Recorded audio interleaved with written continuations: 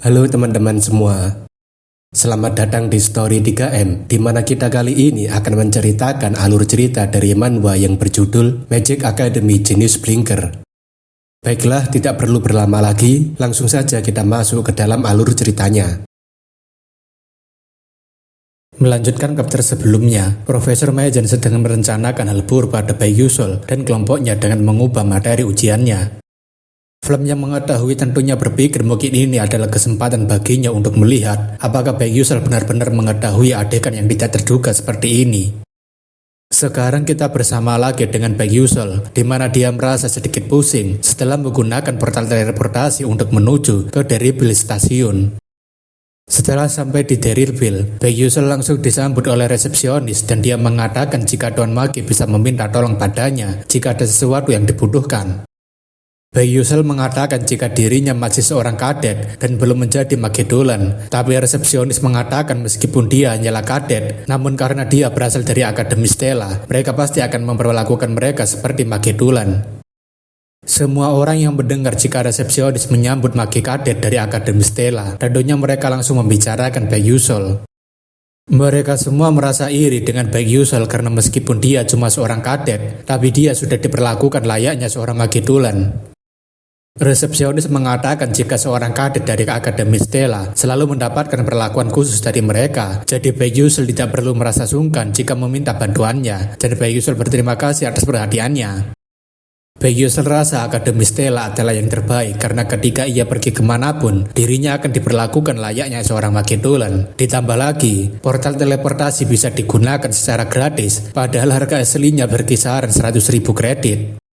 Berkat itu juga, Baek-Yusul jadi sering kali menggunakan portal teleportasi di akhir pekan untuk menjelajahi kota di sekitar ketika tidak ada kegiatan apapun.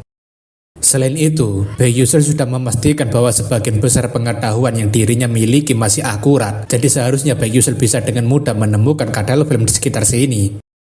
Kadal Flame Money sendiri dikenal sebagai monster kelas 2. Selain cukup mengungguli base biasa dalam daya tahan dan kekuatannya, tapi Kadal Flame juga memiliki magic resistant dan gerakan yang sangat cepat, sehingga setidaknya membutuhkan sihir kelas 2 untuk menangkapnya. Baek-Yusul sudah pernah memburu monster kelas 1 sebagai uji cobanya, dan ia berhasil menangkapnya tanpa kesulitan sedikit pun, jadi seharusnya monster level 2 masih tergolong cukup mudah baginya. Baek-Yusul terus mengamati kondisi area sekitar, dan tak lama sesuatu dengan gerakan yang sangat cepat langsung melewati Baek-Yusul. Baek-Yusul yang merasakan area sekitar tentunya yakin jika yang barusan lewat itu adalah Kadal Flame, karena tidak ada monster kelas 2 dengan kecepatan seperti itu. Sekarang ini, Baek-Yusul hanya berdiam diri di posisinya sekarang, tanpa berpindah 1 inci pun dari sana, karena ia tahu jika Kadal Flame pasti sedang mengawasi dirinya. Dengan gerakan yang sangat cepat, Kadal Flame tampaknya memutuskan untuk menyerang Baek-Yusul dari belakang secara langsung. Namun tentu saja, Baek-Yusul yang sudah mengaktifkan indera keenamnya tentunya menyadari jika Kadal Flame akan menyerangnya dari belakang. Dalam sekejap, Baek-Yusul langsung menusukkan teleponnya ke arah leher Kadal Flame, dan tampaknya Baek-Yusul memang tidak kesulitan sama sekali melawan monster level 2. Akan tetapi, bahkan setelah ditusuk Baek-Yusul tepat di arah lehernya, Kadal Flame sepertinya masih terus berteriak kesakitan tanpa henti. Setelah beberapa saat membiarkannya, Kadal Flame itu tampaknya telah berhenti berteriak dan Baek-Yusul langsung menjatuhkannya. Baek-Yusul tentunya merasa senang karena Kadal Flame benar-benar berada di sekitar sini, jadi dirinya bisa dengan cepat mendapatkan 1 Kadal Flame untuk bahan ujian. Tapi bersamaan dengan itu juga, Baek-Yusul mendengarkan suara langkah kaki beberapa hewan yang sedang mengarah padanya. Tampaknya, Kadal Flame sebelumnya terus berteriak adalah untuk membuat kawanannya datang menolongnya dan mengepung Baek-Yusul. Namun sepertinya, Baek-Yusul memang sengaja membiarkan Kadal Flame untuk memanggil kawanannya karena ia membutuhkan lebih banyak material Kadal Flame. Baek-Yusul tanpa berbasa-basi langsung menyerang sekumpulan Kadal Flame itu, karena ini adalah waktu untuk memulai perburuan material. Setelah mengumpulkan Kadal Flame yang diburu, Baek-Yusul langsung menyerahkannya kepada teman-temannya sewaktu ujian dimulai. Aisal tentunya menanyakan dari mana Baek-Yusul mendapatkannya, karena kadalnya masih sangat segar, dan Baek-Yusul mengatakan tentu saja ia mencarinya sendiri. Aisal mengatakan setidaknya Baek-Yusul cukup pintar dalam mencari material yang mahal, dan Baek-Yusul tentunya senang karena Aisal mempercayakan itu padanya. Aisel dengan bangga mengatakan ini adalah langkah yang bagus bagi mereka, jadi sekarang mereka tinggal membuat ramuan obatnya dengan sempurna. Wajah kelompok baik Yusel tampaknya begitu bersemangat, karena mereka yakin bahwa ini adalah langkah terbaik yang bisa mereka tunjukkan. Sebelum ujiannya dimulai, Profesor Meijen ingin agar seluruh siswa memperhatikan, karena dirinya akan memperkenalkan para alkemis yang akan ikut mengujinya. Meijen mengatakan ujian hari ini akan diadakan di depan alkemis dari asosiasi alkemis, dan racikan yang bagus juga akan membuat masa depan mereka sebagai alkemis akan terbantu. Meijen kemudian mengatakan ujiannya dimulai dari sekarang, dan tugas mereka adalah membuat obat Tyrant Point DPB, jadi dirinya harap mereka semua telah menyiapkan bahannya. Kelompok baik Yusel tentunya sangat terkejut karena ujian yang diumumkan sebelumnya adalah ujian obat vitalitas tipe D, tapi sekarang malah diubah menjadi Tyrant Point.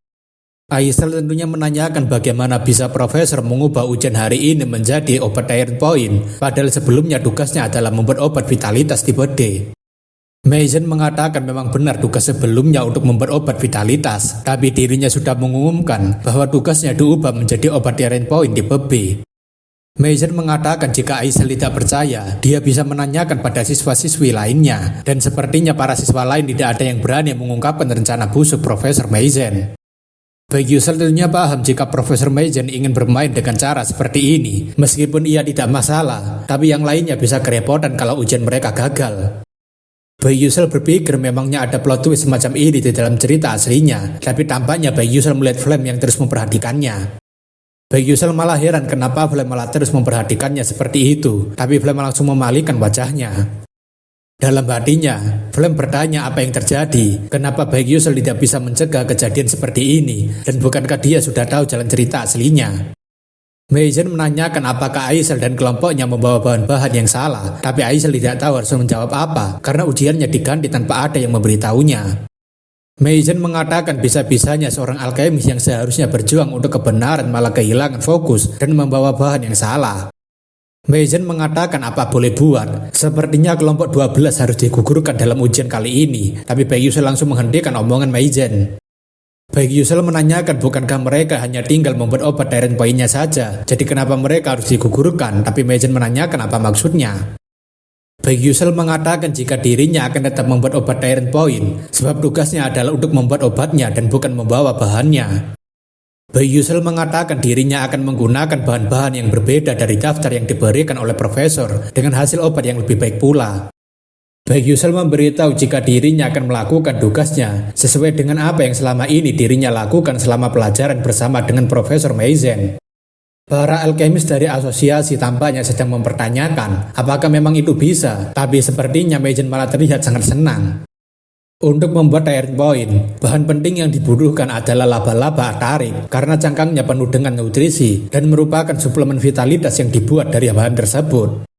Akan tetapi, Baik Yusel malah berniat untuk membuat suplemen vitalitas dengan ekor kadal mana Flame, jadi seharusnya hal tersebut tidak akan bisa didapatkan. Meijen rasa tidak akan ada masalahnya, jadi sebaiknya dirinya membiarkannya saja, sekaligus mengakhiri karirnya sebagai seorang alkemis di hadapan semua orang. Meijen mengatakan baiklah, dirinya akan mempersilahkan Baik Yusel beserta dengan kelompoknya untuk membuat obat Tyrant Point dalam batas waktu 1 jam. Meijen tidak ingin ada lagi komplain dari kelompok Baik Yusel yang tidak mengumpulkan bahannya, jadi ia ingin agar mereka menyelesaikannya dalam waktu 1 jam tersebut.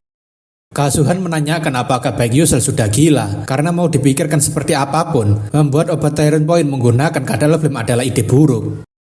Baik Yusel mengatakan bukankah mereka sudah sampai sejauh ini, dan bukankah sebaiknya mereka mencobanya sekali saja, karena mau dibuat atau tidak, mereka sebenarnya sudah digugurkan.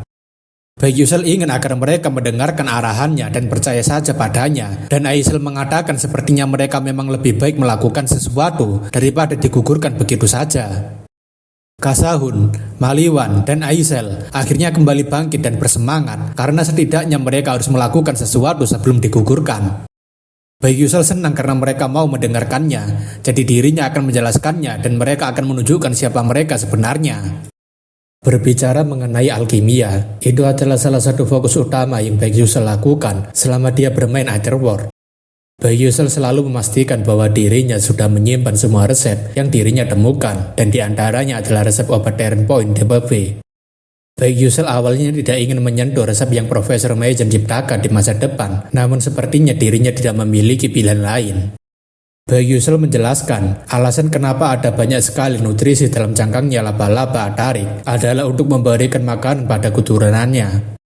Terlebih lagi, ada sebuah organ yang mirip nutrisi tersebut di dalam ekor Cuttlefish, yaitu pembuluh darah yang berada di sebelah sini.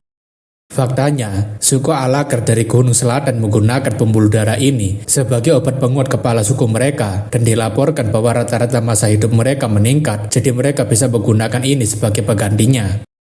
Maliwan mengatakan dirinya sedikit mengetahui tentang cara mengelola bahan dari Alaker itu, jadi dirinya akan mencoba mengurusnya dan Bayi Yusel dengan senang hati memberikannya. Bayi Yusel menanyakan apakah ada yang bisa mengeringkan benalu gurun menggunakan metode evaporasi mana unik gurun, dan Kasahun menawarkan diri sebab ia pernah belajar dari ayahnya dan seharusnya kering dalam waktu 5 menit saja. Bayi Yusel kemudian menanyakan pada Aisel apakah dia mau mengelola bagian bahan ini untuknya, dan Aisel dengan senang hati akan melakukannya. Kasahun, Maliwan, dan Aisel tampaknya sangat serius memperhatikan bagaimana mereka mengelola bahan yang ditunjuk oleh Bayi Yusel. Dalam pikirannya, Bayi Yusel merasa kelompoknya ini adalah orang yang bisa diandalkan dan seharusnya untuk mencampurkan semua bahannya juga akan berjalan dengan lancar. Setelah beberapa saat, Profesor Mason beserta dengan para alkemis terkejut karena Bayi Yusel dan kelompoknya telah mengumpulkan obatnya, tapi mereka masih tidak percaya apakah itu benaran obat Tyrant Point. Bayi Yusel memberitahu dirinya dan kelompoknya telah selesai membuat obat Tyrant Point di pub B, seperti apa yang Profesor minta, dan mereka menggunakan bahan yang berbeda.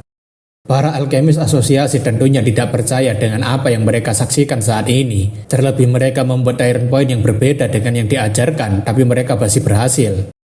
Mason tentunya merasa ini sangat konyol, karena obat Tyrant Point awalnya membutuhkan penelitian bertahun-tahun untuk diciptakan, tapi mereka bisa dengan begitu cepat menyelesaikannya. Alkemis dari asosiasi tentunya ingin melakukan pengecekan apakah obat yang disetorkan kelompok Bayi Yusel ini adalah benar-benar obat Tyrant Point. Setelah beberapa saat melakukan pengecekan, alkemis tersebut tampaknya sangat terkejut dengan obat yang dibuat oleh kelompoknya Bayi Yusel. Para alkemis lainnya tentunya menanyakan bagaimana hasilnya, dan alkemis tadi mengatakan meskipun sedikit kurang utuh dan bahan-bahannya berlebihan, tapi itu memang benar adalah obat Tyrant Point. Bahkan, alkemis itu merasa jika obat Tyrant Point yang dibuat oleh kelompok Bayi Yusel jauh lebih bagus dari obat Tyrant Point buatan Profesor Mason, dan itu membuat kelompok Bayi Yusel jadi sangat senang. Alkemis itu tentunya sangat terkesan karena seorang siswa bisa menciptakan obat Tyrant Point dengan resepnya sendiri, dan mereka rasa anak muda ini memang memiliki pengetahuan yang unik. Profesor Mason yang sangat tersinggung tentunya sangat marah, dan dia langsung mengambil obat buatan Bayi Yusel dari mereka. Mason mengatakan tidak mungkin seorang murid sepertinya bisa membuat obat Tyrant Point dengan bahan-bahan seperti itu, jadi dirinya sendiri yang akan memastikannya.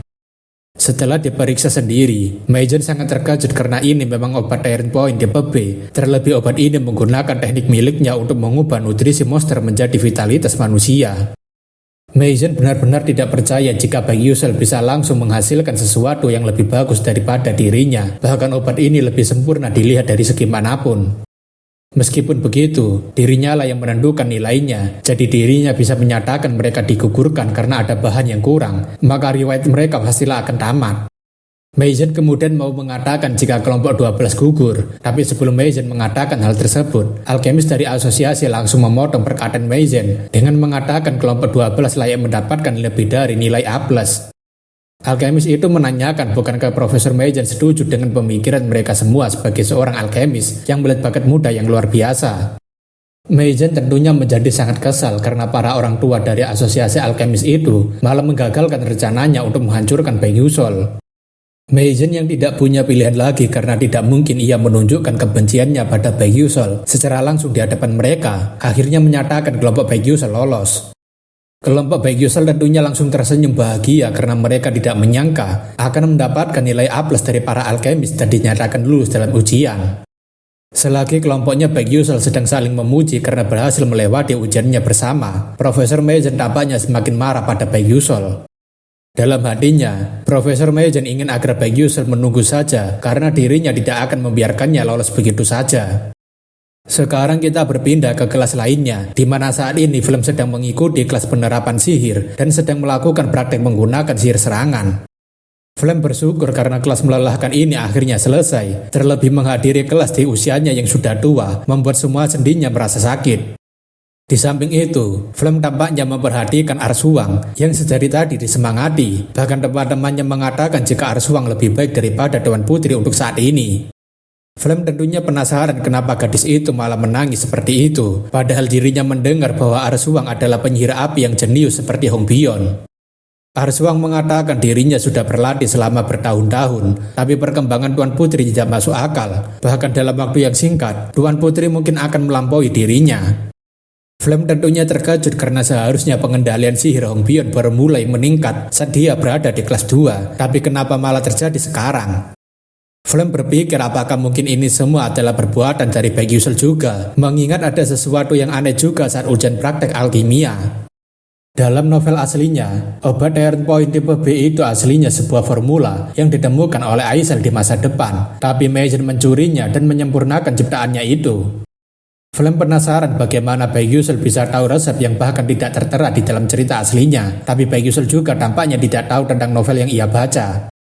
Setelah dipikirkan lagi, Flem merasa mungkin saja Baek Yusul bukan pembaca novel seperti dirinya, melainkan Baek Yusul adalah seseorang yang tahu masa depan, tapi tidak tahu alur cerita aslinya. Flem berpikir jika Baek Yusul bukanlah orang yang merasuki orang lain, dan kemungkinan dia adalah seorang regresor yang kembali ke masa lalu. Flem merasa alasan itu lebih masuk akal, dan jika Baek Yusul datang dari masa depan, dia mungkin tahu pengetahuan masa depan, tapi tidak ingat setiap detail kecil terkait dengan Aisel. Akan tetapi di cerita aslinya, hanya Ma Yusung sendiri yang pernah memperoleh kesempatan untuk regresi, meskipun itu hanya satu kali. Satu-satunya individu di dunia ini yang memiliki kekuatan waktu hanyalah Silver Eleven Moon, dan hanya dengan kekuatan orang itu pula Baek Yusul bisa regresi ke masa lalu. Namun selagi Flem berpikir dengan sangat keras, Wonryang mendatangi Flem sambil menanyakan apakah Flem memiliki masalah. Melihat adanya Wonryang, Flem merasa waktunya pas sekali karena dirinya ingin menanyakan bagaimana pendapat Wonryang mengenai Baek Yusul. Wonryang mengatakan ia tidak tahu apa maksudnya, tapi dirinya merasa jika Baek Yusul terasa agak tidak biasa dibandingkan para siswa lainnya. Tapi Flem menanyakan apakah Wonryang tidak merasakan sesuatu lagi, dan Wonryang mengatakan tidak ada. Flem tampaknya sadar jika hanya dirinya seorang yang merasakan keanehan tersebut, karena hanya dirinya seorang yang tahu jalan cerita sebenarnya. Wonryang kemudian menanyakan apakah Flem sebenarnya memiliki ketertarikan pada Baek Yusul, sehingga menanyakan orang itu padanya. Flem mengatakan sepertinya begitu, dan Wonryang tampaknya salah paham dengan itu, dan merasa sangat terguncang. Dalam pikirannya, Flem berpikir jika Baek Yusul seperti mengetahui cerita aslinya seperti dirinya, tapi Wonryang hanya bisa melihat Flem yang sedang berpikir dengan keras. Flem merasa jika ini tidak akan bekerja, jadi sebaiknya dirinya menghampiri langsung Baek Yusul dan memberitahu apa yang dirinya pikirkan. Tapi perkataan itu membuat Wonryang semakin terkejut hingga berpikir apa yang sebenarnya ingin Flem beritahukan pada Baek Yusul. Flem mengatakan jika sebaiknya dirinya mengatakan saja langsung pada Baek Yusul apa yang dirinya pikirkan, namun hal tersebut malah membuat Wonryang sangat terkejut. Flem kemudian berpamitan pada Wonryang karena ia akan menemui Baek Yusul, dan dirinya berterima kasih pada Wonryang yang sudah mau mendengarkan ceritanya hari ini. Wonryang sambil tersenyum palsu tentunya mengatakan sampai jumpa pada Flem yang ingin pergi menemui Baek Yusul. Namun tentu saja, Wonryang tidak mempertahankan senyuman itu begitu lama karena ia mulai memikirkannya dengan keras. Sudah bisa ditebak jika Wonryang sebenarnya menyimpan perasaan pada Flem, namun dia tidak berani mengatakannya, tapi dia juga salah paham hingga mengira Flem menyukai Baek Yusul. Keesokan harinya, Baek Yusul sedang santai sambil ngopi di coffee shop, tapi tampaknya Baek Yusul sedang memikirkan apa yang harusnya dirinya lakukan sekarang. Baek Yusul tahu jika Dark Demonic Corruption milik Profesor Mason saat ini telah mencapai 37% dan terdapat kemungkinan tinggi insiden dalam 3 bulan mendatang. Seingat Baek Yusul, Dark Demonic Transformation milik Profesor Mason akan mempengaruhi salah satu murid Akademi Stella secara acak. Akan tetapi, ada 3 kandidat yang kemungkinan besar akan terpengaruh Dark Demonic tersebut, yaitu Jackie yang merupakan temannya Flem, lalu ada Arsuwang dari faksinya Hong Bion, dan yang terakhir adalah Hai Wonryang yang merupakan penerus dari Von Won Tower. Baek Yusul berpikir jika Wonryang yang terpengaruh Dark Demonic tersebut, itu berarti dirinya akan menjalani skenario paling buruk di antara semua skenario. Menurut Baek Yusol, kejadian Wonri yang terpengaruh Dark Demonic di dalam game sangatlah langka, tapi Dark Demonic transformation miliknya sama saja dengan bad ending, jadi dirinya harus ekstra berhati-hati. Namun di antara Jackie, Arsuang, dan Wonriang, ada satu yang kemungkinan paling tinggi untuk terpengaruh Dark Demonic tersebut dan sudah sering terjadi di dalam game. Namun selagi Baek Yusol berpikir, dia didatangi Flame dan Baek Yusol menanyakan ada apa, tapi Flame mengatakan memangnya Baek Yusol ini sebenarnya apa. Baek Yusol yang tidak paham tentunya mengatakan memangnya apa yang dirinya lakukan, dan Flame mengatakan jika Baek Yusol sebelumnya tidak menjawab pertanyaannya dengan benar terkait dengan siapa dia sebenarnya. Baek Yusol tentunya merasa bosan karena diberikan pertanyaan seperti itu lagi, bahkan Flame sepertinya tidak ada henti-hentinya menanyakan hal tersebut. Baek Yusol merasa memberitahu Flame segalanya dan mendapatkan informasi darinya bisa meningkatkan peluang tercapainya true ending, karena tidak akan ada ruginya memberitahunya. Baek Yusol tentunya ingin memberitahu Flame tentang dirinya yang sebenarnya dan juga kebenaran soal game Aetherward. Akan tetapi, sebelum Baek Yusol memberitahu Flame, sebuah alarm peringatan langsung muncul, di mana sistem melarang Baek Yusol untuk memberitahu apapun pada Flame, baik dia yang merupakan seorang posesor maupun informasi dan pengetahuannya. Baek Yusol merasa dirinya bisa gila dengan peraturan seperti ini, dan Baek Yusol mengatakan pada Flame jika semua orang memiliki rahasia yang tidak ingin mereka ungkapkan, dan mungkin sebaiknya mereka berbagi setengah-setengah. Flame tentunya mengatakan dirinya setuju dengan hal tersebut, jadi sebaiknya mereka lakukan saja, dan Baek Yusol bersyukur karena Flame mau menerimanya. Flame menanyakan apakah Baek Yusol sebenarnya mengetahui masa depan, tapi dalam hati, Baek Yusol merasa jika cewek ini bertanya langsung dengan cara brutal, padahal katanya setengah-setengah saja. Baek Yusol mengatakan apakah Flame berpikir jika dirinya sama dengannya jika bertanya seperti itu, tapi Baek Yusol menanyakan kenapa Flame malah masuk ke Akademi Stella. Flame mengatakan jika dirinya bergerak ke arah di mana dunia tidak berakhir, sebab dirinya tidak ingin melihat dunia ini terancam dan hancur. Baek Yusol rasa ini ada bagusnya juga meskipun Flame masih waras atau tidak. Lalu Flame mengatakan sekarang adalah gilirannya lagi. Flame menanyakan kenapa Baek Yusol bertindak dengan cara seperti itu, tapi Baek Yusol tentunya tidak paham dengan tindakan seperti apa yang dimaksud. Baek Yusol tentunya tidak yakin dengan apa yang ingin dirinya tanyakan pada Flame, namun sebaiknya dirinya menjawabnya saja dengan cara paling aman. Baek Yusol mengatakan karena ini adalah cara terbaik bagi dirinya, tapi dalam pikirannya, Baek Yusol rasa perkataan ini seharusnya sudah cukup. Flame tentunya tidak terima dengan jawaban seperti itu, dan mengira jika Baek Yusol sedang berbohong, karena bagaimana bisa ada seseorang yang punya sifat baik seperti itu. Flame mengatakan pasti ada sesuatu atau semacam niat terselubung, jadi ia ingin tahu apa yang sebenarnya Baek Yusol inginkan, dan Baek Yusol mengatakan memang tidak ada. Baek Yusol mengatakan sekalipun dirinya menginginkan sesuatu, sejujurnya dirinya sendiri tidak yakin mau apa, dan Flame menanyakan kenapa tidak yakin. Baek Yusol mengatakan jika dirinya hanya ingin hidup saja, tapi itu buat Flame jadinya sangat terkejut, karena rupanya Baek Yusol hanya menginginkan kehidupannya saja. Flame tentunya meminta maaf karena sudah bersikap kasar sebelumnya, tapi dalam pikirannya, Baek Yusol lega karena alasan seperti itu rupanya malah bisa berhasil. Sambil menangis kasihan, Flame berpamitan pergi, tapi Baek Yusol ingin agar Flame segera berhenti, karena sekarang adalah gilirannya untuk bertanya, tapi kenapa dia malah menangis sambil pergi seperti itu? Namun bersamaan dengan itu, Baek Yusol langsung dipanggil oleh seseorang dengan nada yang sangat marah. Baek Yusol tentunya berpikir, astaga naga, kenapa orang ini malah tiba-tiba datang sambil menunjukkan aura yang ingin sekali membunuhnya? Wonriang yang salah paham tentunya menyuruh agar Baek Yusol segera menjelaskan kenapa dia membuat Flame pergi sambil menangis seperti barusan. Baek Yusol tentunya merasa ngeri karena saingan terkuat sedunia menatapnya dengan tajam. Tapi jika diingat kembali, Baek Yusol rasa cinta Wonriang bertepuk sebelah tangan dengan Flame. Baek Yusol rasa ia harus menjelaskannya agar tidak ada kesalahpahaman, dan Baek Yusol memberitahu tidak terjadi apa-apa di antara mereka, tapi Wonriang tentunya tidak percaya dengan omongannya. Baek Yusol memberitahu jika masalah seperti ini bukanlah sesuatu yang seperti Wonriang pikirkan, jadi sebaiknya tenang saja. Wonriang dalam pikirannya tentunya tidak percaya dengan apa yang dikatakan Baek Yusol yang membuat Flame menangis seperti itu. Wonriang kemudian meminta maaf karena sudah bertanya sesuatu yang tidak perlu, dan Baek Yusol mengatakan jangan dipikirkan sebab itu hanyalah hal sepele. Wonriang kemudian berpamitan pada Baek Yusol karena dirinya harus kembali duluan sebab dirinya masih memiliki agenda lainnya. Baek Yusul dalam hatinya berpikir, ada apa dengan Wonryang yang tidak seperti sifat aslinya di dalam karakternya, sebab dia selalu terlihat kalem dan dingin, tapi malah menunjukkan kepribadian tidak stabil dan bikin tidak tenang saja. Malam harinya, kita diperlihatkan asrama wanita, di mana sekarang kita akan menyorot kegiatan Aisel yang masih rajin belajar. Aisel saat ini merasa sangat sulit untuk fokus belajar, padahal biasanya dia akan lebih mudah fokus ketika malam yang sunyi telah tiba. Alasan kenapa Aisel tidak bisa fokus adalah karena kejadian sewaktu ujian alkimia bersama dengan Baek Yusul.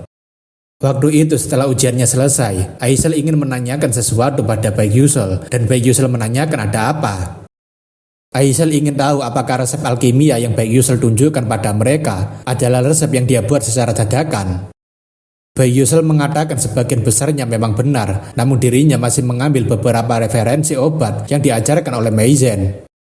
Mendengar perkataan Baek Yusul, hal itu tentunya membuat Aisel menyadari sesuatu yang sangat berbeda antara dirinya dengan Baek Yusul. Aisel selalu menganggap dirinya sendiri sebagai seorang jenius yang berpikir jika melanjutkan langkahnya, maka dirinya bisa melampaui semua orang. Aisel meyakini hal tersebut dengan sepenuh hati, namun setelah melihat kenyataan hari ini membuatnya sangat tertekan.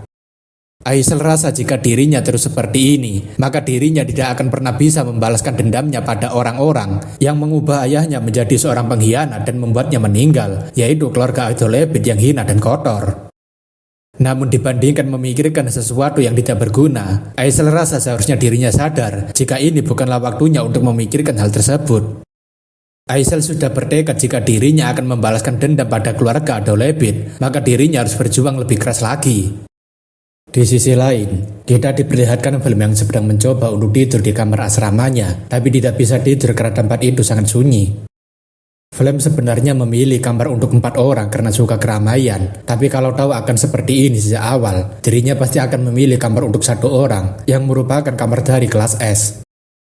Selain itu, film kesulitan tidur karena perkataan Baek Yusul padanya sebelumnya, yang membuat tebakannya jadi benar. Waktu itu, Baek Yusul mengatakan jika dia tidak tahu tujuannya sebenarnya, tapi setelah mendengarkan jawabannya, film yakin jika Baek Yusul sebenarnya adalah orang yang sudah regresi. Di bagian terakhir cerita, Silver Eleven Moon bilang pada Ma Yusong jika dia bisa memutar kembali waktu, tapi sebagai gantinya, dia akan kehilangan sebagian besar ingatannya di garis waktu saat dia kembali, dan begitu misinya selesai, eksistensinya akan menghilang. Terlebih, tak akan ada seorang pun yang tahu tentang dia yang menyelamatkan dunia, bahkan orang-orang yang dia sayangi. Jadi Silver Moon menanyakan bagaimana keputusan Ma Yusong dengan hal tersebut. Ma Yusong dengan senang hati mengatakan dirinya akan menerima takdirnya tersebut jika memang itu bisa menyelamatkan orang-orang yang dirinya sayangi. Namun sebelum Ma Yusong memutarbalikkan waktu, Aisel datang dan menghentikan tindakan Ma Yusong yang ingin pergi seorang diri. Aisel mengatakan kalau dirinya harus hidup di dunia ini tanpa adanya Ma Yusong, maka lebih baik dirinya menerima akhir yang pahit, seraya mengingat orang yang dirinya cintai. Pada akhirnya, Ma Yusong tidak mengambil kesempatan untuk regresi setelah dibujuk oleh Aisel, dan penutup cerita tersebut juga mengakhiri dunia mereka sekaligus. Film tentunya berpikir apakah cerita dunia ini berbeda dengan cerita yang ada di dalam novel, sehingga Baek Yusul yang melakukan regresi dan bukan Ma Yusong.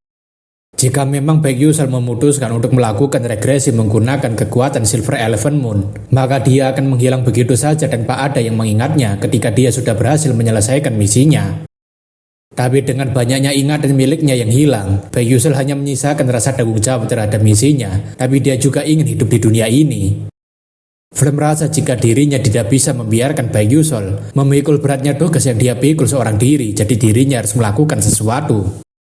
Selagi film yang masih banyak pikiran dan tidak bisa tidur, seseorang tiba-tiba mengetok pintu kamar Flame. Flame menyuruhnya untuk masuk saja, dan Jackie yang masuk langsung memberitahu Flame jika Wonder yang datang menemui Flame. Jackie mengatakan jika Wonder yang menunggunya di lantai pertama asrama, dan apakah Flame akan menemuinya, tapi Flame ingin agar Jackie memberitahunya jika dirinya tidak ada. Jackie menanyakan apakah Flame tega membiarkan Wonder yang menunggunya seperti itu, tapi Flame mengatakan ia tidak peduli dan mau lanjut tidur saja. Jackie tampaknya tidak berani membanggukan Flame lagi yang tidak ingin bertemu dengan Wonder yang, tapi tampaknya Jackie berpikir inilah kesempatannya. Di luar asrama wanita, Wonder yang tampaknya masih menunggu Flame, yang mungkin saja dia berpikir bahwa Flame masih tidak baik-baik saja setelah dibuat menangis oleh Baek Yusul. Tak lama, Jackie berlari ke arah Wonryang sambil menyapanya, namun Jackie tampaknya sedikit malu-malu sewaktu menyapanya. Jackie tampaknya begitu bahagia bisa berduaan dengan Wonryang, tapi tampaknya Wonryang hanya biasa-biasa saja melihat Jackie. Namun yang lebih mengejutkan, Wonryang menanyakan siapa dia, dan Jackie tentunya jadi sangat terkejut dengan itu. Wonryang menanyakan kemana Flame, dan Jackie memberitahu jika Flame sedang tidur, dan katanya badannya sedang tidak enak. Wonryang kemudian langsung berpamitan saja jika Flame tidak bisa bertemu dengannya. Tapi dalam hati, Wonryang berpikir apakah mentalnya Flame terkuras karena harus menolak orang yang gagal seperti dirinya. Namun selagi Wonryang pergi, Jackie tampaknya sangat kesal karena dirinya dianggap sebagai angin lewat yang bahkan tidak layak dilirik sama sekali. Jackie bergumam jika dirinya sangat menyukainya, tapi Tuan Wonryang sama sekali tidak mengingat namanya sekalipun, bahkan tidak mencoba untuk bertanya. Jackie benar-benar merasa muak dengan seseorang seperti Flame yang memiliki bakat luar biasa dan menjadi perhatian semua orang. Sejak masuk di Akademi Stella, Jackie selalu memperhatikan Flame yang bisa memikat banyak orang. Bahkan Jackie mencoba meniru gaya berbicara dan juga penampilannya. Jackie merasa jika orang seperti Flame adalah orang yang bisa mendapatkan sesuatu dengan mudah. Bahkan dia berhasil mendapatkan hati Tuan Wonryang yang sangat dia sukai. Jackie yang dicampakkan hanya berdiam diri di tempat itu untuk waktu yang lama, tapi dalam hatinya, dia masih terus merasa jengkel dengan Flame. Keesokan harinya, kita diperlihatkan main utama tower, di mana saat ini Profesor Mason sedang bertemu dengan wakil kepala sekolah, yaitu Aki Hayden. Aki menanyakan ia mendengar bahwa Mason kali ini sangat dipermalukan oleh seorang siswa, dan Profesor Mason mengatakan ia meminta maaf telah membuatnya kecewa. Aki mengatakan dirinya memiliki ekspektasi tinggi pada Profesor Mason, jadi dirinya berharap agar Mason tidak mengulangi hal yang sama dan dipermalukan seperti sebelumnya.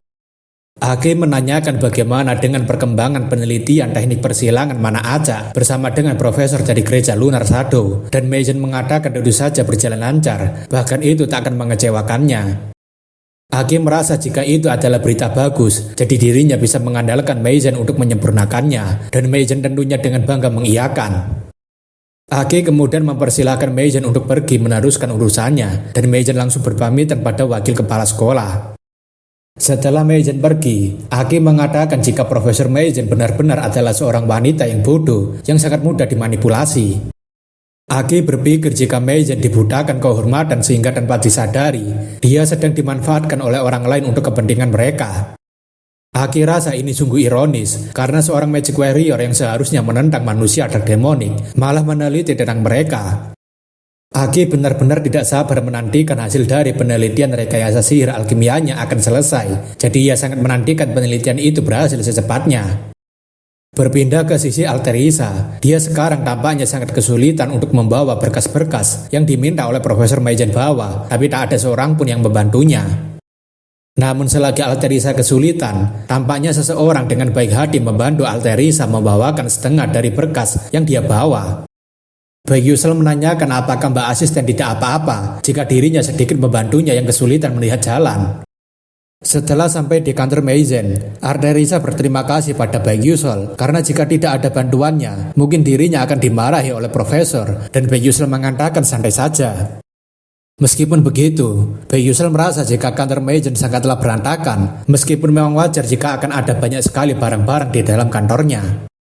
Namun secara tidak sengaja, Bayusel mengingat pernah melihat lingkaran sihir yang tergambar di papan tulis tersebut. Bayusel menanyakan apa itu, dan Arterisa memberitahu jika itu adalah formula yang sedang diteliti oleh Profesor Mason dan para profesor lainnya. Arterisa mengatakan jika tidak salah, formula itu disebut sebagai teknik persilangan mana acak, dan Bayusel tentunya sangat terkejut mendengarnya. Teknik persilangan mana adalah formula pertama dari rekayasa sihir alkemia, dan itu juga merupakan salah satu penyebab kekacauan di Akademi Stella. Pada episode Profesor Mason yang berubah menjadi jahat, manusia Dark Demonic telah menyelesaikan teknik ini bersama dengan dia. Akan tetapi, perbedaan kekuatan teknologi yang dihasilkan menyebabkan kerusakan yang begitu besar. Namun di saat semua kekacauan itu terjadi, situasi langsung berubah saat Arterisa turun tangan dan menyelesaikan permasalahan tersebut. Jika Arterisa bisa menyempurnakan teknik ini sebelum manusia Dark Demonic dan Mason selesai, mungkin saja Arterisa bisa mengubah situasi yang akan dialami Akademi Stella. Bayusel kemudian memanggil asisten Arterisa, dan Arterisa menanyakan apakah Bayusel juga mau dibuatkan kopi. Baek Yusel mengatakan bukan itu, tapi ia menanyakan apakah penindasan yang Mei Jen lakukan tidak membuatnya resah. Tapi Alterisa menanyakan kenapa Baek Yusel menanyakan itu tiba-tiba. Baek Yusel menanyakan semisal ada kesempatan untuk membalaskan dendam pada Profesor Mei Jen dengan cara paling memuaskan, apa yang akan Alterisa lakukan? Alterisa mengatakan dirinya cuma asisten dan tidak ada untungnya membalaskan dendam padanya karena dirinya bisa dipecat dan ditinggalkan di jalanan. Baek Yusel menanyakan bagaimana semisal balas dendam itu adalah dengan cara menjadi seorang alkemis yang lebih hebat daripada Profesor Mei Jen. Alterisa menanyakan apa maksudnya, dan Baek Yusel mengatakan jika senior bisa menjadi seorang alkemis luar biasa, maka tidak akan ada lagi yang bisa meremehkannya. Alterisa mengatakan tentu itu akan menjadi sesuatu yang luar biasa jika dirinya bisa mewujudkan impiannya menjadi seorang alkemis yang hebat. Baek Yusel tahu jika Alterisa sudah sangat kelelahan dan tidak mungkin dia akan puas hanya dengan menjadi seorang asisten profesor yang hanya disuruh untuk membersihkan gudang. Baek Yusel tahu jika Alterisa memiliki sebuah impian menjadi seorang alkemis terhebat dan menciptakan banyak penemuan sesukanya, dan dia juga memiliki bakat untuk mewujudkannya. Baek Yusel yakin jika suatu saat nanti Alterisa akan menjadi seorang alkemis terhebat di era ini dan dirinya akan membantunya mewujudkannya lebih cepat.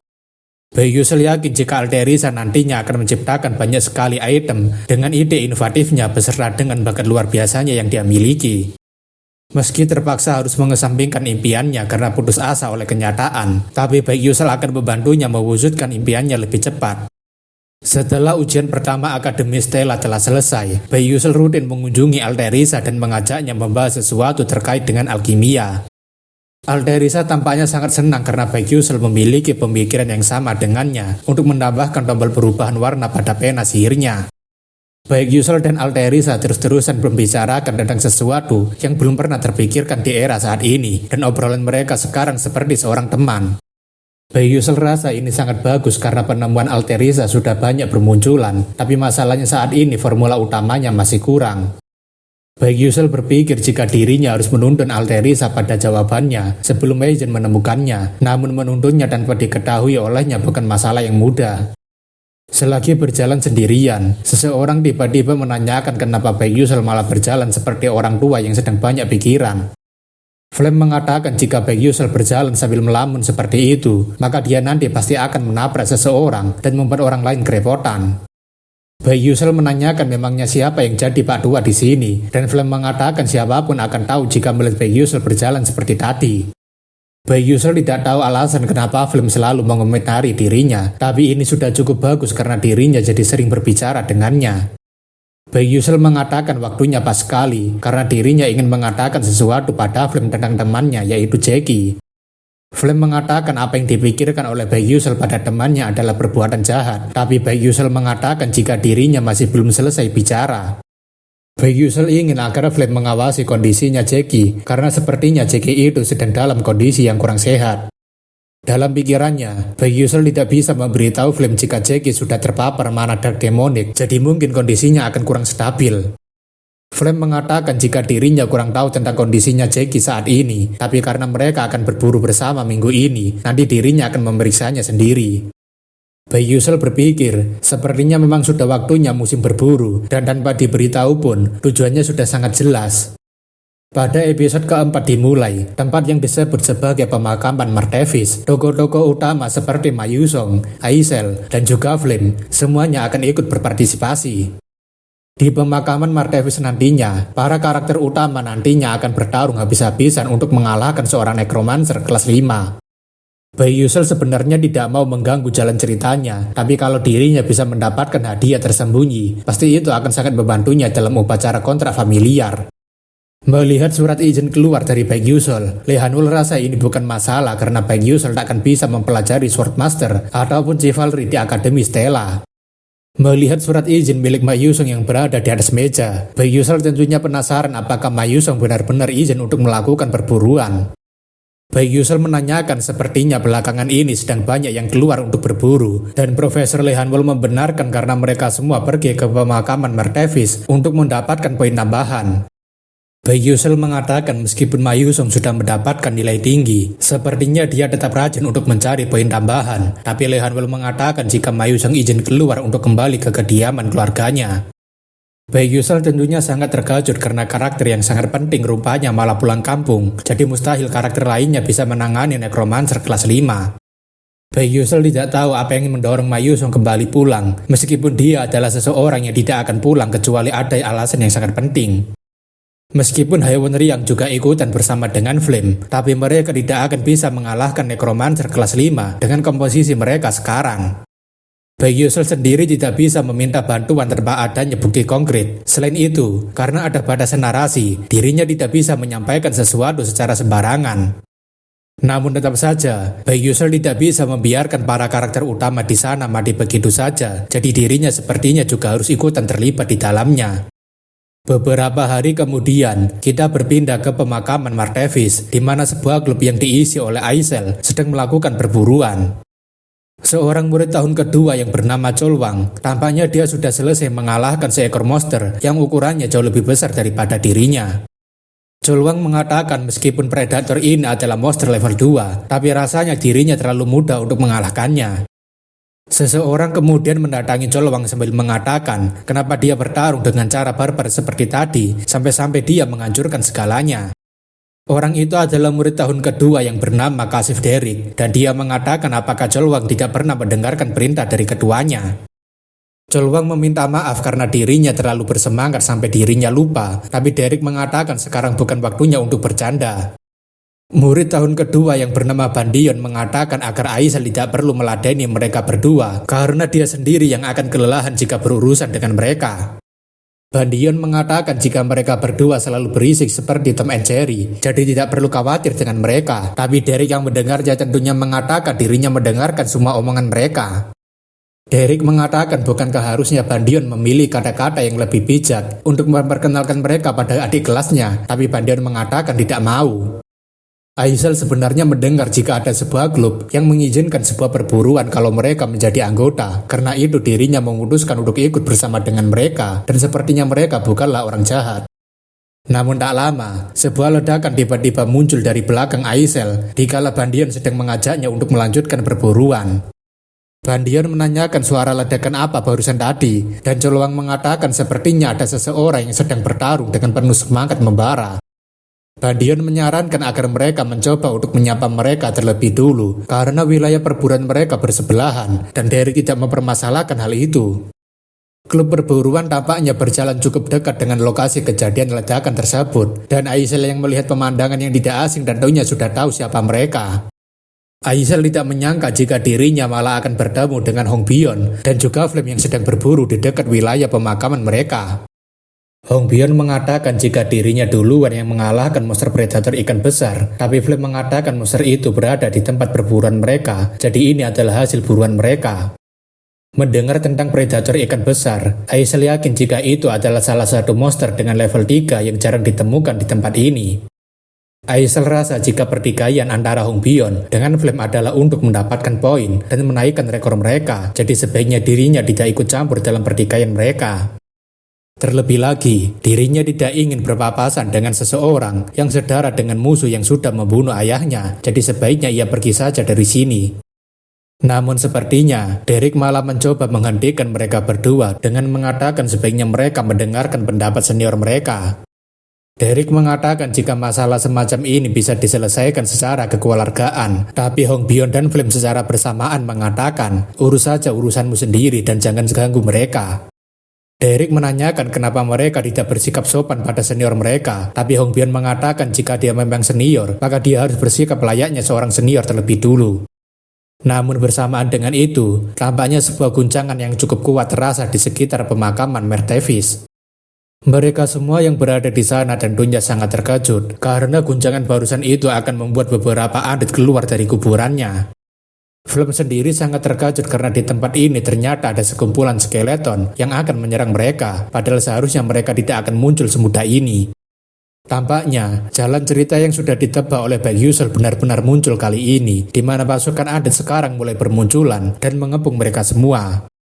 Masih di tempat yang sama, namun di wilayah yang berbeda, Baek Yusol sedang sibuk menaikkan skillnya dengan membunuh beberapa monster. Baek Yusol mengatakan dirinya juga ingin menggunakan sihir, tapi kenapa dirinya malah dimasukkan ke tubuh seseorang yang hanya bisa menggunakan sihir blink. Baik Yusel rasa terserah saja dirinya mau ditaruh di mana, tapi yang terpenting sekarang adalah dirinya harus menemukan tempat responnya Necromancer. Setelah beberapa saat berjalan, Baik Yusel akhirnya menemukan sebuah kuburan yang menjadi lokasinya kemunculan salah satu skeleton yang mengendalikan para undead. Tidak seperti Ma Yusong yang bisa memusnahkan pasukan skeleton hanya dengan menggunakan skillnya yang sangat dahsyat, Baik Yusel tidak memiliki kekuatan seperti itu ataupun skill nge-cheat yang mirip-mirip. Namun tentu saja, masih ada satu cara agar dirinya bisa bertahan hidup di sini dengan menggunakan seluruh informasi yang telah dirinya kumpulkan sebelum datang kemari. Baik Yusel berpikir jika sekarang ini dirinya sudah berada di dunia nyata dan bukan lagi di dunia game, maka dirinya harus menggunakan cara bertarung yang berbeda dari seorang player. Karena sebentar lagi episode keempat yaitu penyerangan Necromancer akan segera dimulai, maka dirinya harus mengatasi Skeleton General terlebih dulu yang memerintah ratusan skeleton. Seketika itu, Skeleton General langsung keluar dari kuburannya dan berteriak seperti akhirnya dirinya telah dibangkitkan kembali setelah sekian lama. Monster Subbos seperti ini hanya bisa muncul 3 kali saja di episode kali ini. Jadi jika dirinya melawan mereka semua menggunakan kekuatannya sekarang, maka Baek Yusel akan mati. Oleh karena itu, Baek Yusel tidak berencana mengalahkan General Skeleton dengan cara biasa karena tidak ada larangan apapun seperti di dalam game. Seketika itu, Baek Yusel langsung menekan kepala General Skeleton dan menyuruhnya untuk masuk kembali ke dalam kuburannya.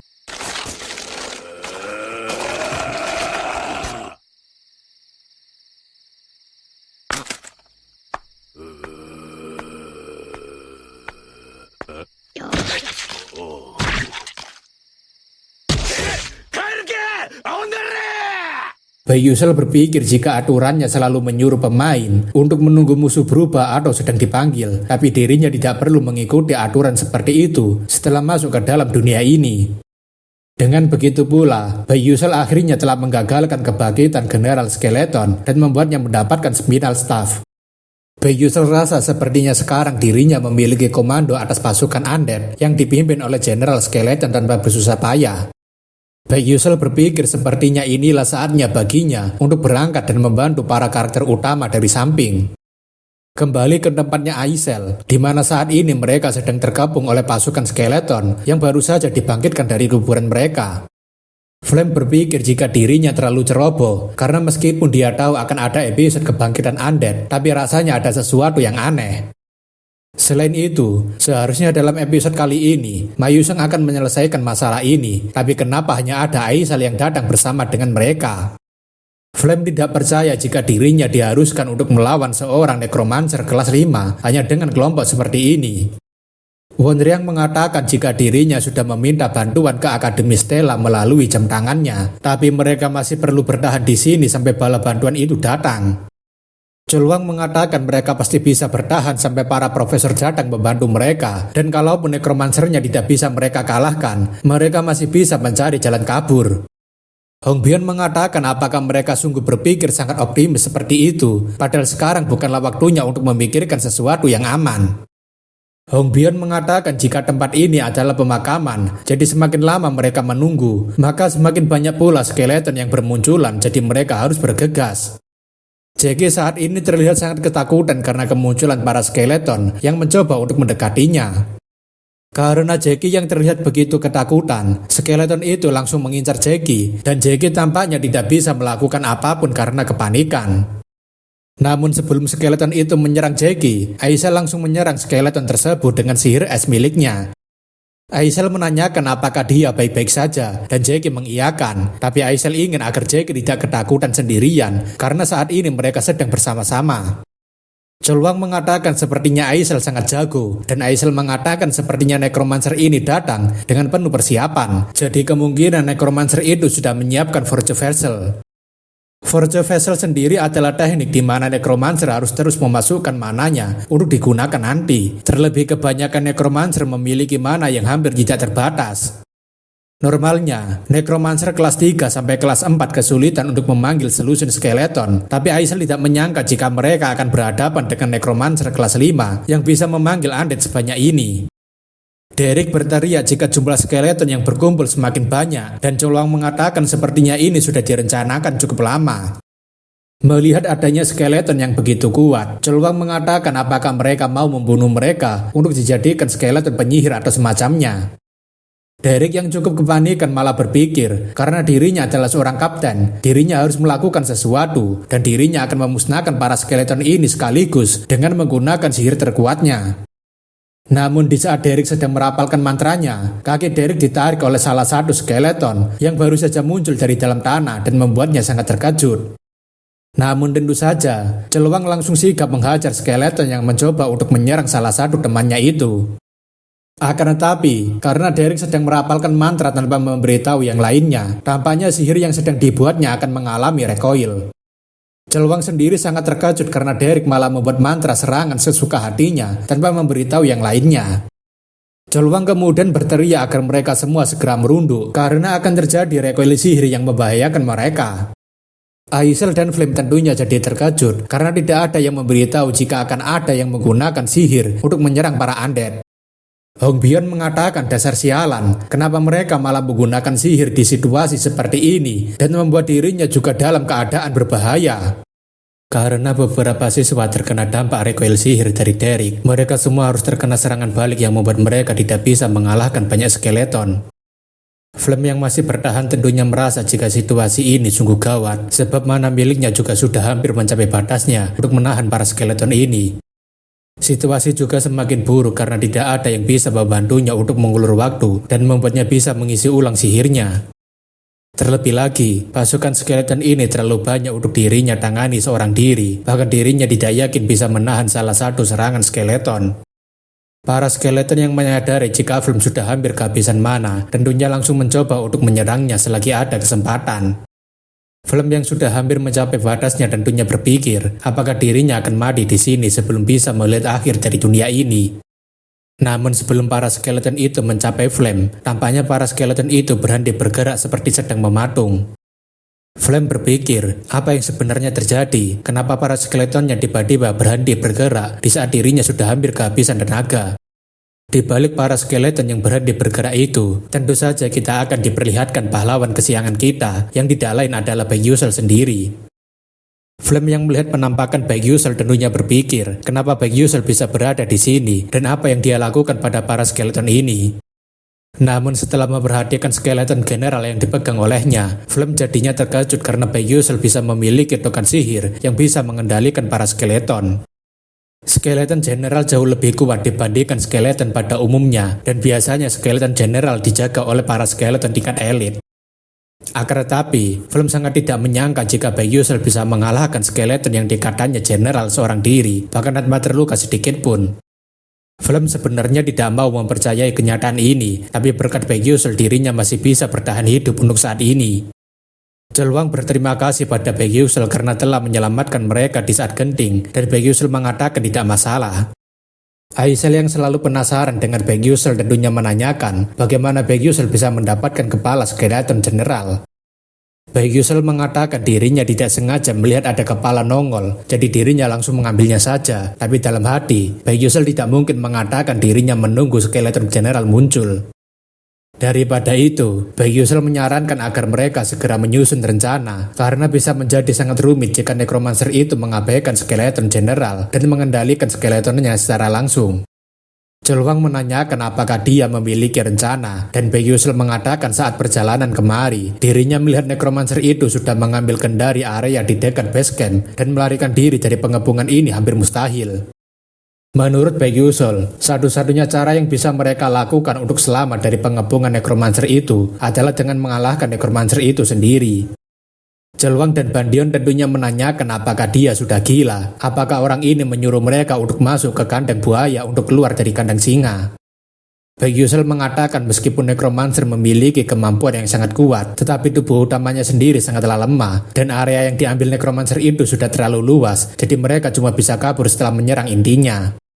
Pasukan penjaga necromancer saat ini terdiri dari 1 skeleton general, 6 skeleton elit, dan 50 skeleton biasa, tapi jumlah itu akan semakin besar seiring berjalannya waktu, jadi cuma ini satu-satunya kesempatan bagi mereka. Selagi Byuusul kebingungan bagaimana cara agar dirinya bisa meyakinkan semua orang, tapi Flame mengatakan jika saran dari Byuusul lebih masuk akal.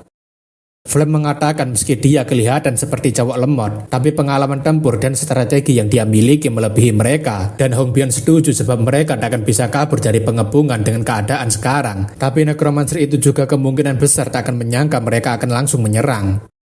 Chol-Wang dan Bandion tampaknya juga mulai berubah pikiran sambil mengatakan sepertinya bukan ide buruk mengikuti sarannya Baek Yusol. Chol-Wang mengatakan dirinya tidak tahu apakah dasar penilaian ini adalah benar, tapi dirinya akan bekerja sama karena mereka memang sudah kesulitan untuk kabur. Bandion mengatakan dirinya juga akan melakukan yang terbaik sebelum Necromancer itu sadar jika mereka akan melakukan serangan kejutan. Berpindah ke lokasinya Necromancer, di mana dirinya tidak menyangka akan berpapasan dengan pelajar dari Akademi Stella, dan rasanya ini sungguh keberuntungan. Sabah, seorang Necromancer kelas 5 dari Dark Tower, dia mengatakan kalau mereka diubah menjadi skeleton mage, bahkan aliansi dari Dark Demon tidak akan bisa meremehkannya. Sudah 7 tahun berlalu sejak Sabah mengumpulkan mana dari Forge Vessel ini, dan di sekitar sini ada sekitar 700 skeleton yang tertidur. Dengan pasukan yang telah dirinya kumpulkan selama 7 tahun lamanya, Sabah yakin jika dirinya tidak akan bisa dikalahkan oleh siapapun, dan akan ada yang bisa meremehkannya lagi. Namun baru saja merasa sangat percaya diri, Sabah sangat terkejut karena inderanya tiba-tiba terputus dari salah satu skeleton general. Sabah berpikir, apakah ada seseorang yang telah mengalahkan skeleton general dan mengambilnya, tapi dirinya tidak menyadari pertarungannya sama sekali. Namun selagi Sabah kebingungan dengan apa yang sedang terjadi, tampaknya seseorang langsung memberikan serangan dadakan padanya. Meskipun Sabah sangat terkejut dengan serangan sihir dadakan barusan, tapi dirinya masih sempat mengeluarkan sihir perisai tulang untuk menghalangi serangan sihir tersebut. Sabah tidak menyangka jika tulang yang terbuat dari sihir kelas 4 bisa diretakkan hanya dengan sihir seperti itu, tapi dirinya juga tidak akan membiarkan orang itu lolos darinya. Namun baru saja Sabah akan mengeluarkan sihir serangannya, tampaknya dia harus dikejutkan lagi dengan serangan sihir dadakan yang dilancarkan oleh Hong Bion dari jarak jauh. Serangan Hong Bion benar-benar sangat kuat, bahkan serangan sihir api tersebut bisa dikatakan cukup mirip, seperti semburan gunung berapi. Akan tetapi, Sabah tampaknya masih bisa melindungi dirinya dengan menggunakan perisai tulang miliknya, meskipun perisai tulang tersebut juga harus ikutan hangus. Sabah mengatakan dirinya benar-benar sudah lengah hanya karena mereka adalah bocah-bocah yang sudah kehabisan tenaga, terlebih dia tidak menduga bahwa mereka akan melakukan serangan balik. Meskipun mereka hanyalah pelajar, tetapi mengingat mereka berasal dari Akademi Stella, maka dirinya tidak boleh meremehkan mereka. Sabah tadinya tidak ingin menggunakan teknik ini untuk melawan mereka, tapi sepertinya mereka adalah siswa elit yang terlalu berbahaya untuk dirinya lawan. Sabah tidak punya pilihan lain selain memanggil pasukan elit skeleton untuk menghentikan para bocah itu, dan seketika sihir milik Sabah langsung diaktifkan. Seorang Necromancer kelas 5 tampaknya bukanlah lawan yang remeh, sebab dia masih bisa memanggil banyak sekali skeleton elit untuk mengepung siswa Akademi Stella. Namun sepertinya, kekuatan yang besar selalu meminta bayaran yang besar juga, sehingga membuat Sabah harus muntah darah. Sabah berpikir sepertinya dirinya sudah terlalu memaksakan diri dan menerima luka internal hanya untuk memanggil paksa skeleton elit, tapi seharusnya itu sudah cukup untuk mengalahkan bocah-bocah itu. Sabah kemudian memerintahkan para skeleton elit untuk segera menghabisi bocah-bocah yang berada di sana dan menjadikan mereka sebagai andit miliknya. Sabah sambil tertawa mengatakan baguslah mereka datang kemari karena dirinya tidak perlu repot-repot mengejar mereka. Sabah berpikir sekarang dirinya sudah bisa tenang sebab para skeleton itu pasti akan melakukan pekerjaannya dengan baik. Namun bersamaan dengan itu, Baek Yusol menggunakan skill blink miliknya untuk mendekati Sabah. Sabah yang baru saja menyadari kedatangan seseorang tentunya langsung berbalik dan dia menanyakan siapa dia, kenapa dia bisa mendadak muncul di belakangnya. Dalam pikirannya Sabah, dirinya sangat tidak menduga bahwa akan ada seorang siswa yang menunggunya memanggil skeleton elit dan membuat penjagaannya menjadi melemah. Sabah menanyakan bagaimana mereka bisa menemukan lokasinya, tapi Baek Yusol mengatakan memangnya kenapa kalau dirinya bisa mengetahui lokasinya. Sabah berpikir jika semua pergerakan pelajar Akademi Stella sudah dirinya lacak melalui penglihatan skeleton, tapi bagaimana bisa orang ini lolos dari pengawasannya? Namun setelah melihat tongkat yang dibawa oleh Baek Yusol, Sabah langsung berkata, dasar kurang ajar, bagaimana kau bisa mendapatkan skeleton general miliknya? Baek Yusol yang tidak peduli kemudian menjatuhkan tongkat skeleton general dan menusuknya menggunakan pedangnya. Tampaknya, karena Skeletal General sudah dimusnahkan, Sabah harus menerima serangan balik dan mendapatkan luka internal lagi. Sabah berpikir apakah dirinya terlalu meremehkan bocah-bocah ini sampai melakukan tindakan gegabah hingga membuatnya harus memuntahkan darah sekali lagi. Sabah akhirnya paham jika ini adalah kekuatan sejati dari para murid Akademi Stella, tapi itu akan sangat sebanding jika dirinya bisa menjadikan mereka sebagai andit miliknya. Dalam pikirannya Bayusol, dirinya agak kebingungan karena rencananya tidak berjalan sesuai dengan yang direncanakan sebelumnya. Seharusnya, Celuang dan Bandion yang mengurus Skeleton General lalu membantu dirinya, tapi karena banyaknya muncul Skeleton Elite yang menghadang mereka, berarti dirinya terjebak melawan Necromancer seorang diri. Bayusol berpikir, apakah sebaiknya dirinya kabur saja, karena tidak mungkin orang paling lemah di dalam party ini bisa mengalahkan seorang Necromancer kelas 5 seorang diri. Akan tetapi, Bayusol merasa situasinya tidak benar-benar seburuk itu, karena Necromancer itu sudah dalam kondisi yang tidak bagus. Bayusol akhirnya tersadar jika Necromancer ini menggunakan sihir pemanggilan secara paksa untuk memanggil Skeletor Elite, dan sebagai bayarannya, dia harus menerima luka internal. Meskipun dirinya adalah orang yang paling lemah, tapi Bayusol merasa jika tidak ada salahnya dirinya mencoba untuk melakukan apa yang seharusnya dirinya lakukan. Di sisi lain, Hongbion sedang disibukkan melawan bulan Skeleton dan juga Skeleton Elite yang terus menghalangi jalannya. Hongbion berpikir ini sungguh gawat karena dirinya harus segera mengurus monster-monster ini lalu berkumpul dengan Bayusol. Aruswang mengatakan ada keadaan darurat karena Bayusol sekarang melawan Necromancer itu sendirian tanpa ada yang membantunya. Hongbion tentunya sangat terkejut karena tidak mungkin Bayusol bisa mengalahkan Necromancer kelas 5 hanya seorang diri. Hongbion rasa ini sangat mustahil bagi Bayusol yang hanya seorang penyihir kelas 1 untuk melawan Necromancer kelas 5, tapi sepertinya pertarungan Bayusol sudah sangat sengit. Hongbion berkata di dalam hatinya agar Bayusol tidak mati karena dirinya tidak akan memaafkannya jika dia mati duluan. Kembali ke tempatnya Bayusol, di mana dia sekarang sedang sibuk bertarung melawan Sabah yang masih memiliki kekuatan yang cukup besar. Bayusol berulang kali mencoba menyerang Sabah, tetapi Sabah memiliki pertahanan yang sangat kuat hingga Bayusol kesulitan menyerangnya. Namun tentu saja, Sabah tidak hanya bertahan dari serangan Bayusol, karena dia juga beberapa kali melancarkan serangan balasan. Untung saja, Bayusol masih bisa menghindari serangan Sabah dengan menggunakan skill blink miliknya dan langsung berpindah ke arah Sabah. Sabah tentunya merasa sangat sial karena dirinya tidak menduga akan ada seorang siswa yang bisa menggunakan sihir blink berulang kali tanpa terkena efek sampingnya. Sabah mengatakan jangan berharap dia bisa mengalahkannya hanya dengan berpindah-pindah tempat seperti itu. Bayusol berpikir jika persiapannya sudah matang untuk mengambil momen seperti ini, jadi sudah waktunya ia menggunakannya. Bayusol kemudian melemparkan ramuan kola yang sempurna untuk melarutkan tulang-tulang yang digunakan Necromancer itu untuk melindungi dirinya. Sabah tak menyangka jika anak ini sudah menyiapkan ramuan pelarut untuk melarutkan perisainya, tapi Sabah juga masih belum selesai dengan pertarungannya. Sabah kemudian mengeluarkan sihir tulang penusuknya, namun Bayusol dengan mudahnya langsung menghindari serangannya menggunakan blink. Karena Sabah lengah dengan posisinya, Bayusol yakin jika inilah kesempatannya untuk memberikan serangan kejutan pada Necromancer ini. Namun sepertinya, semua ini memang sudah direncanakan oleh Sabah, dan tampaknya Sabah sudah menunggu momen di mana Bayusol menyerangnya dari belakang. Tanpa diduga, Sabah mengeluarkan serangan tombak tulang dari dalam tanah, dan membuat kaki Bayusol harus mendapatkan luka yang cukup serius. Bayusol tentunya merasa ini sungguh sial karena dirinya tidak pernah menyangka jika Necromancer itu akan menipunya dengan menunjukkan celahnya. Bayusol yang mendapatkan serangan telak tentunya langsung mundur ke belakang untuk menjaga jarak dengan Necromancer itu. Sabah mengatakan, "Hai bocah ingusan, bukankah kau tadi sangat sombong sekali bisa mengalahkannya, tapi lihatlah kondisimu sekarang." Bayusol berpikir meskipun seorang Necromancer kelas 5 sudah diperlemah, namun tetap saja seorang Necromancer kelas 5 bukanlah lawan yang mudah baginya. Akan tetapi, Bayusol menyadari jika kemampuan Necromancer kelas 5 orang ini hanya sebatas ini saja, dan dia tidak akan mampu menggunakan sihir Necromancer yang lebih besar lagi.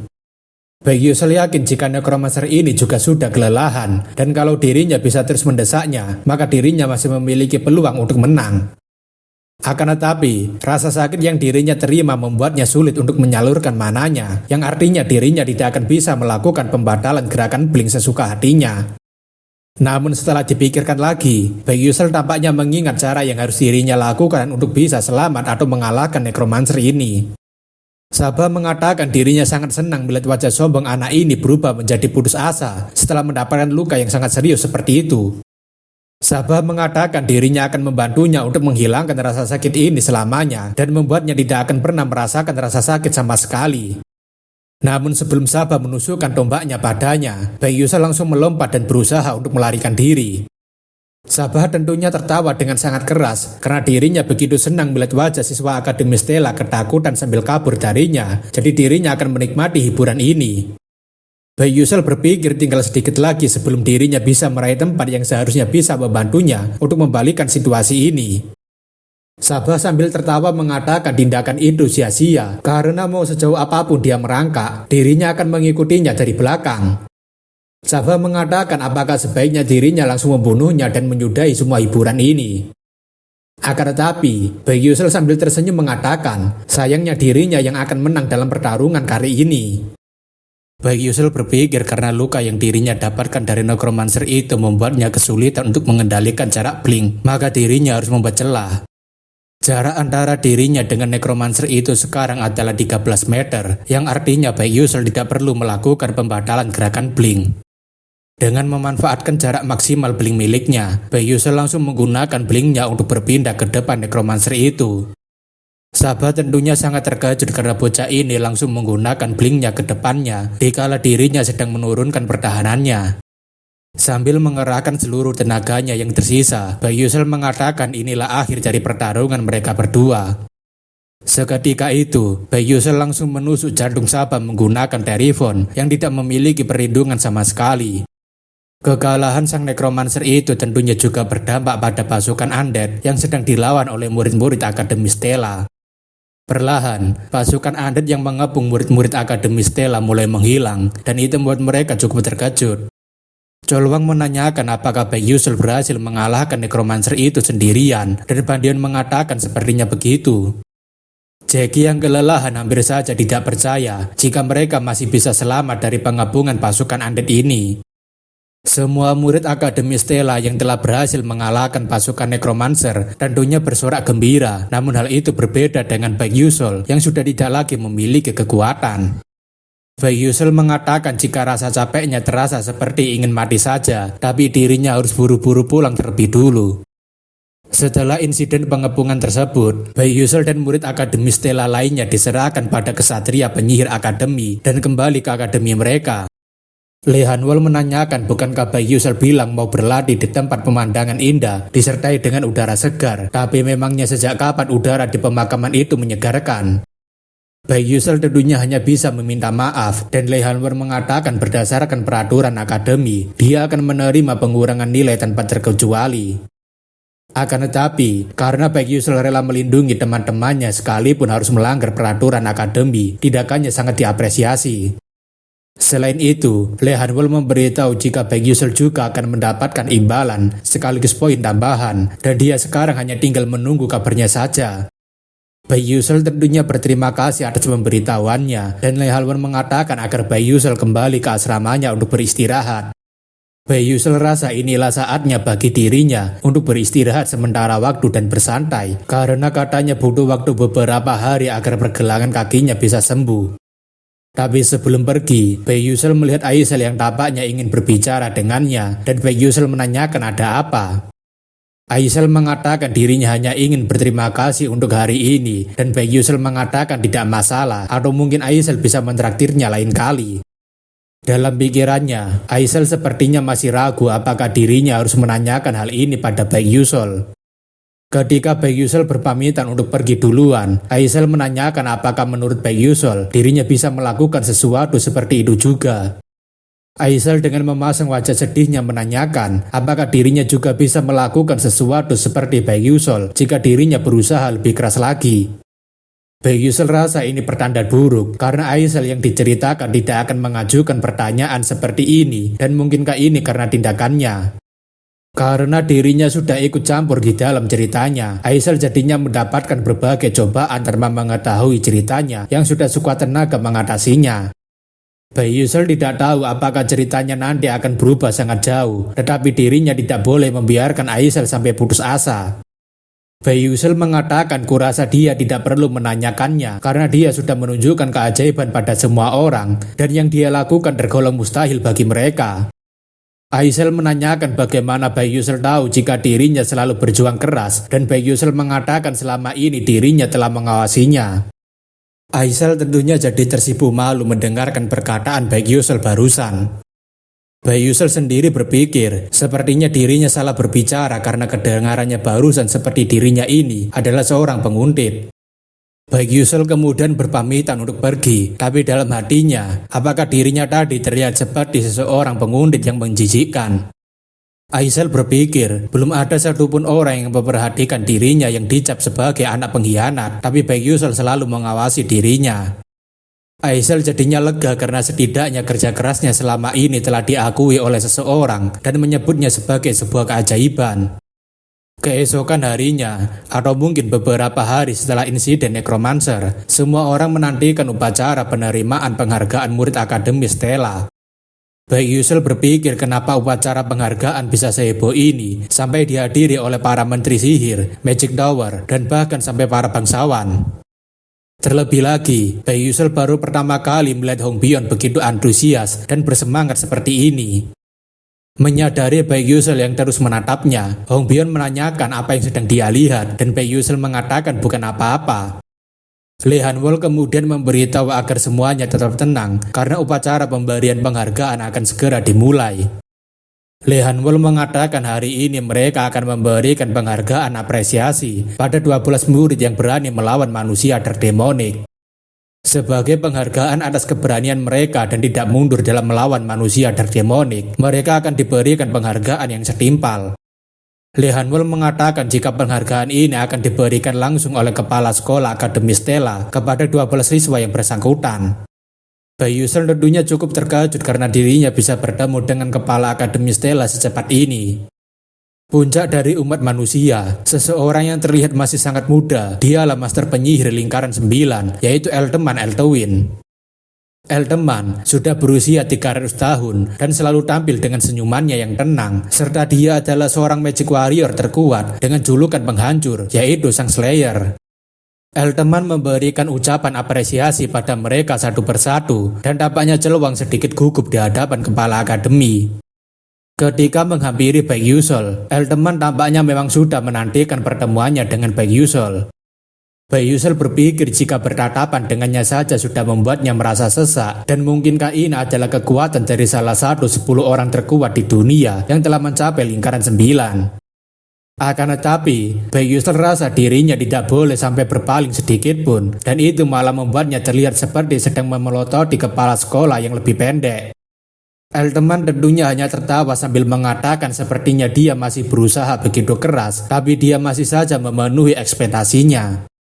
Bayi Yusel yang kebingungan tentunya berpikir, memangnya ekspektasi seperti apa yang dimaksud dan memangnya apa yang sedang dia pikirkan tentangnya.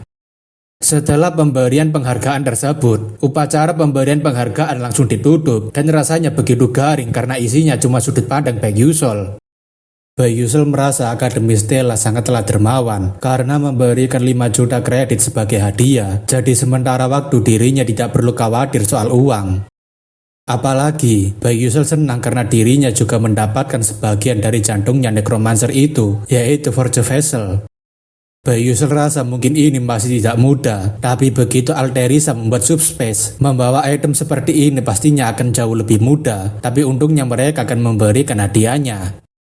Bayi Yusel juga mendapatkan hadiah dari sistem berupa XP dalam jumlah besar dan dia juga dapat memilih di antara salah satu hadiah yang ada antara item, skill, dan experience point. Bayi Yusel berpikir kenapa sistemnya selalu memberikannya hadiah dengan kualitas terbawah tapi sepertinya memang tidak ada pilihan lain. Namun untuk sekarang, Bayi Yusel akan memilih untuk mengambil XP point untuk meningkatkan skill flash forwardnya. Dari pertempuran sebelumnya, Bayi Yusel jadinya tahu jika dirinya sangatlah lemah dan cukup mudah untuk diserang. Mencoba sesuatu yang sama dengan yang lain tak akan berpengaruh apapun, jadi dirinya harus lebih depan daripada yang lain dengan pengetahuan yang dirinya miliki. Dengan imbalan peningkatan skill flash forwardnya, rank skill tersebut akhirnya meningkat jadi kelas 2 dengan jarak 12 meter, 3 kali penggunaan dan cooldown 3 detik. Seketika itu, Bae Yusel merasa perubahan yang cukup kuat dari dalam dirinya dan rasanya dirinya sudah meningkatkan kekuatannya. Bae Yusel senang karena penggunaan skillnya menjadi lebih efisien dan sekarang dirinya bisa lebih leluasa untuk menggunakannya. Bae Yusel rasa mungkin Aisel sekarang sudah melakukannya dan mungkin dia akan segera bisa menguasainya. Berpindah ke tempatnya Aisel, di mana dia saat ini sedang melakukan meditasi bersama dengan profesor yang mengajar di kelas meditasi menuju Abyss. Aisel nampaknya saat ini terlihat sangat fokus melatih pikirannya, sampai-sampai tidak mendengarkan seseorang memanggilnya. Seseorang itu kemudian menyuruh Aisel untuk segera bangun, dan Aisel berpikir apakah dirinya barusan sedang tertidur. Tampaknya, itu adalah sebuah spirit dan dia memberitahu agar Aisel tidak menggunakan sihir selama meditasi berlangsung, tapi Aisel menanyakan kenapa. Spirit kupu-kupu itu memberitahu sebaiknya Aisel melihatnya sendiri langsung, apa yang ada di atas kepalanya itu, dan terlihat jika ada sebuah kristal es besar yang melayang. Aisel berpikir sejak kapan dirinya membuat kristal es sebesar ini, padahal dirinya tidak melancarkan teknik apapun ataupun mengkalkulasi formula sihir. Selain itu, tidak ada murid di sini yang menyadarinya. Meski serendah apapun kelas suatu sihir, seharusnya aliran mana sebelum sihirnya selesai bisa dirasakan oleh mereka. Jikalau ini memang efek dari meditasi, Aisel berpikir apakah Bae Yusel sedari awal sudah memprediksinya juga. Setelah kelas selesai, Aisel langsung berburu roti krim kacang merah yang sangat laris di kalangan para siswa. Berkat uang hadiah atas penghargaannya, Aisel akhirnya bisa menikmati roti krim kacang merah yang harganya mencapai 1.500 kredit. Namun ketika Aisel sedang ingin menikmati rotinya, seseorang kemudian menghampiri Aisel. Orang itu tidak lain adalah Jeremy Skalvan, calon penerus kekaisaran Skalvan yang telah menyingkirkan semua saudaranya. Jeremy menanyakan apakah Aisel sudah bergabung dengan klub, tapi Aisel mengatakan belum, dan Jeremy menanyakan bagaimana jika dia bergabung dengan klubnya. Aisel menanyakan apa syaratnya, dan Jeremy mengatakan tidak ada syarat apapun, karena dirinya hanya tertarik dengannya saja. Aisel tahu jika dia adalah pembohong, karena Jeremy pasti mendekatinya agar dirinya menjadi pajangan yang menarik banyak perhatian. Jeremy mengatakan sepertinya Aisel tidak percaya dengannya, tapi dirinya memang sungguh tertarik dengan Aisel. Jeremy mengatakan agar Aisel bergabung saja dengannya dan terus berada di sisinya. Kalau dia melakukannya, akan ada banyak hal yang bisa dirinya berikan padanya. Aisel tentunya sudah mengetahui lebih dari siapapun jika kekaisaran Skalvan sedang berselisih dengan kerajaan Adolebit, dan dengan bantuan kekuatan Jeremy, dirinya bisa mengakhiri kesulitannya. Akan tetapi, dirinya sudah tidak perlu lagi bahagia hanya karena roti kacang merah, dan dirinya sudah tidak perlu lagi menahan rasa malu karena dipanggil sebagai anak pengkhianat. Aisel tahu seharusnya dirinya tidak melakukan ini, dan Jeremy tampaknya sudah sangat menantikan jawabannya Aisel. Namun sebelum Aisel menjawab Jeremy, Flame tiba-tiba datang sambil menampar wajah Aisel tanpa alasan yang jelas. Aisel dan Jeremy tentunya sangat terkejut dengan tindakan Flame yang secara terang-terangan menampar siswa lain. Flame mengatakan dasar sampah, padahal katanya dia mau pergi bersama dengannya, tapi kenapa dia malah bermesra-mesraan dengan cowok lain di sini? Wajah Aisel tampaknya tidak paham dengan situasinya, tapi Flame mengatakan bukankah Aisel suka padanya, tapi kenapa malah berduaan dengan cowok lain? Flame kemudian menarik tangan Aisel sambil mengatakan agar dia segera ikut dengannya, karena mereka harus berbicara berdua. Selagi Aisel dan Flame pergi, tampaknya Pangeran Jeremy mengetahui maksud Flame yang tiba-tiba membawa Aisel. Flame mengatakan syukurlah dirinya tidak terlambat dan hampir saja dia terkena masalah, tapi Aisel menanyakan apa maksudnya tadi. Flame mengatakan mungkin Aisel sekarang masih belum paham dengan maksudnya dan seharusnya dia berterima kasih padanya. Terlebih lagi jika Aisel menolak pria gila itu tanpa alasan yang masuk akal, Aisel bisa saja ditindas habis-habisan oleh orang itu. Flame meminta maaf karena menyeret Aisel dengan kasar barusan tadi, jadi dirinya akan pergi duluan sekarang. Flame berpikir, apakah yang dirinya lakukan ini sudah benar, tapi jika Aisel bergabung dengan klub itu seperti di cerita aslinya, dia pasti akan dihancurkan oleh Jeremy. Flem sebenarnya tidak berniat mengganggu jalan cerita utamanya, tapi saat dirinya melihat Baek Yusul melakukannya, ternyata rasanya tidak seburuk itu. Akan tetapi, Flem masih cukup khawatir karena dirinya takut akan ketahuan oleh Pangeran Jeremy jika dirinya berbohong untuk membawa Aisel. Di dalam ruangannya, Jeremy tampaknya sedang bersantai dan meminum teh sambil memikirkan apa yang baru saja Flem lakukan. Jeremy mengatakan manis juga wanita itu, bahkan dia sampai terang-terangan berbohong di hadapannya untuk mencuri Aisel darinya. Jika dipikirkan lagi, Jeremy merasa bahwa Flem rupanya lebih menarik daripada Aisel setelah berani berbohong di depannya. Jeremy tentunya jadi semakin ingin membuat Flem menjadi miliknya, tapi dirinya harus sedikit bersabar untuk membawanya ke sisinya.